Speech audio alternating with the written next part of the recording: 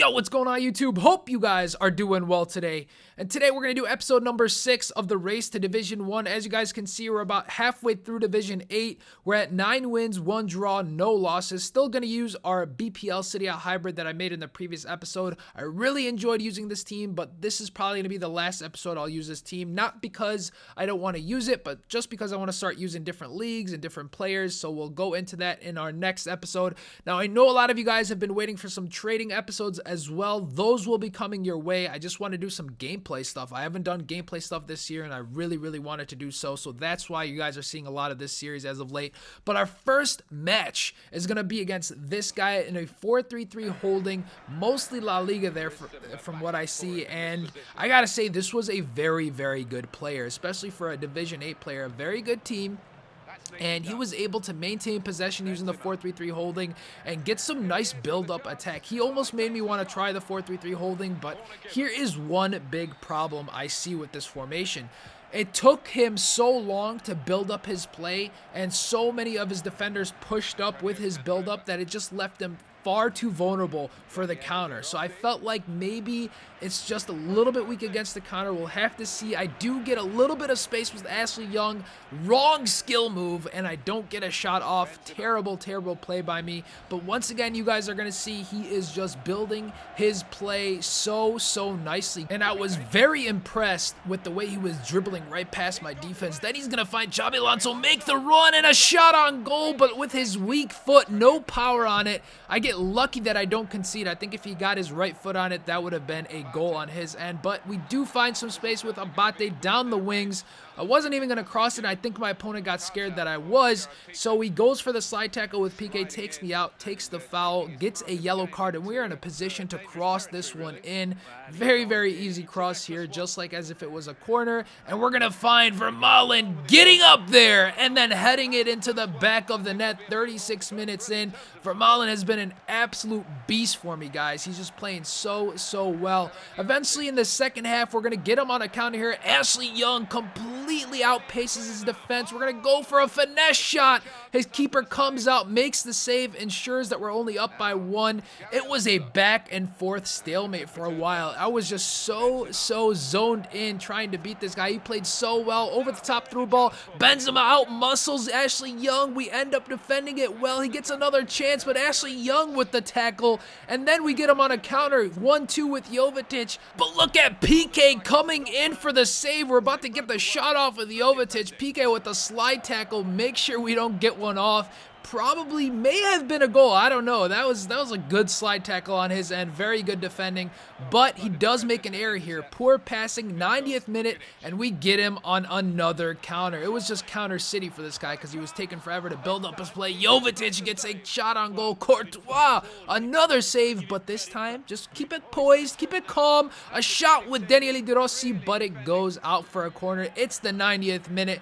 You guys know what EA gives us. A cross right to Vermaelen, goes completely unmarked. I guess it's because it's the 90th minute. That's going to be 2 goals for our center back. An absolute monster. If you guys need a center back in the BPL and you just were afraid of using him because he has a high attacking work rate, man, just use him. He's so good. You guys can see the match stats. A very close game.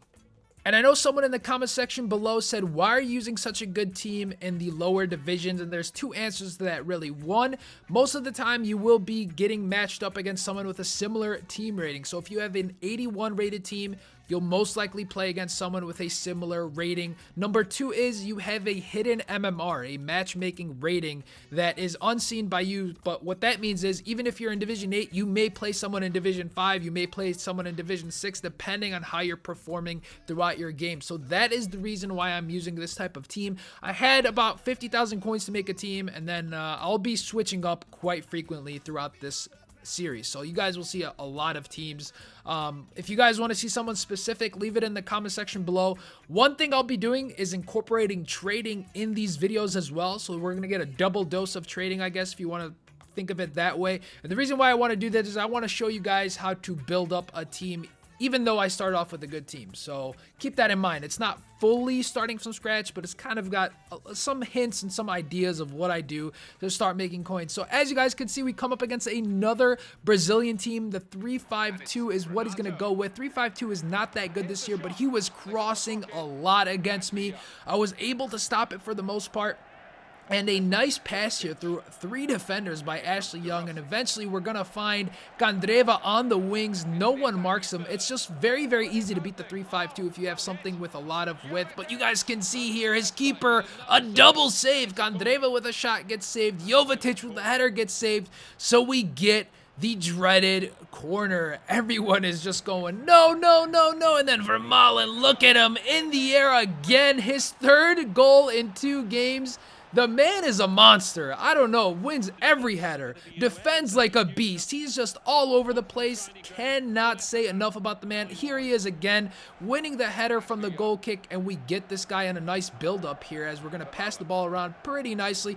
Gibbs is also another player I want to talk about. If you guys are looking for a defensive left back, Gibbs is an absolute monster. So here we are down the wings again with Ashley Young. Could have crossed it, decided not to because that's not my play style. Nice skill move and a nice tight finish by Ashley Young. 45th minute goal. We'll take that 2-0 lead. Look at that one again. A nice move to get rid of the defender and then a great finish. Second half now, very, very difficult to get anything going. We go down the wings with De Rossi, pass it in. Jovetic doesn't get enough power on that one to get past his keeper, but it's nearing towards the end of the match at this point. So all we got to do is play some decent defense, maybe try to get another goal, but he seemed to be playing high pressure defending, and I didn't have much free space unless it was down the wings. You guys can see here just a lot of free space. Candreva with some nice skilling, almost loses the ball, steps inside, doesn't get any power on that shot. An easy save for his keeper, but that's gonna be it, guys. That's all she wrote. It was a pretty even match for the most part, but he crossed a lot. You guys can see I had 66% possession, 13 shots in total, 11 shots on target. He had 6 all on counters, or they were crosses for the most part. So he didn't really get many shots off, but he did get a lot of crosses off. That's why I didn't show many of his highlights. But in any case, guys, that's going to be it for this episode. We are at 11 wins, 1 draw, no losses so far. But we've gotten pretty lucky over the course of the past couple of games. You guys have seen a lot of 90th minute goals. So EA has been just patting me on the back for all of the headaches they've been giving me over the past couple of days, for God's sakes. Now, one thing I want to talk about is the patch is supposedly out.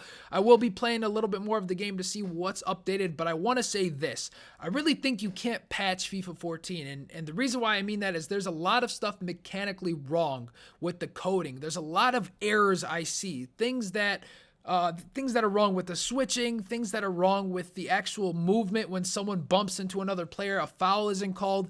And I think that next gen is really what's going to be the solution to all of the problems on this gen, because it just feels like the game was built around the Ignite engine, but since there's no Ignite engine in the current gen, it just doesn't feel right. Some things feel off. In the demo, it felt really good because you weren't playing against another human, you were playing against the AI, so things were a little bit more smooth, but it's just a lot different when you're actually playing another person online. In any case, guys, if you enjoyed this video, please give it a thumbs up. It actually helps me out quite a bit. If you guys share these videos, it's helping me out, so do whatever possible. We're putting out as much content for you guys, and I'm hoping you guys are enjoying it. And if you want to see daily FIFA content, go ahead and subscribe to the channel. I mean, what else you gonna do? Catch you guys tomorrow. Later.